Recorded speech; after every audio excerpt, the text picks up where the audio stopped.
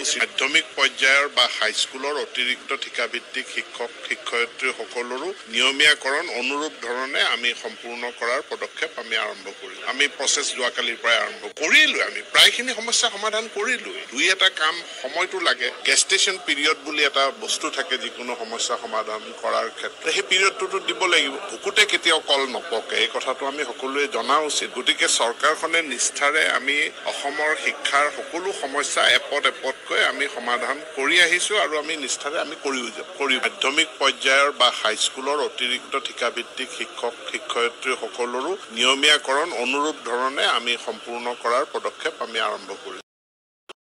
মাধ্যমিক পৰ্যায়ৰ বা হাইস্কুলৰ অতিৰিক্ত ঠিকাভিত্তিক শিক্ষক শিক্ষয়িত্ৰী সকলৰো নিয়মীয়াকৰণ অনুৰূপ ধৰণে আমি সম্পূৰ্ণ কৰাৰ পদক্ষেপ আমি আৰম্ভ কৰিলোঁ। আমি প্ৰচেছ যোৱাকালিৰ পৰাই আৰম্ভ কৰিলোঁ। আমি প্ৰায়খিনি সমস্যা সমাধান কৰিলোঁ। দুই এটা কাম সময়টো লাগে। গেষ্টেশ্যন পিৰিয়ড বুলি এটা বস্তু থাকে যিকোনো সমস্যা সমাধান কৰাৰ ক্ষেত্ৰত। সেই পিৰিয়ডটোতো দিব লাগিব। ভুকুতে কেতিয়াও কল নপকে, এই কথাটো আমি সকলোৱে জনা উচিত। গতিকে চৰকাৰখনে নিষ্ঠাৰে আমি অসমৰ শিক্ষাৰ সকলো সমস্যা এপদ এপদকৈ আমি সমাধান কৰি আহিছোঁ আৰু আমি নিষ্ঠাৰে আমি কৰিও যাম।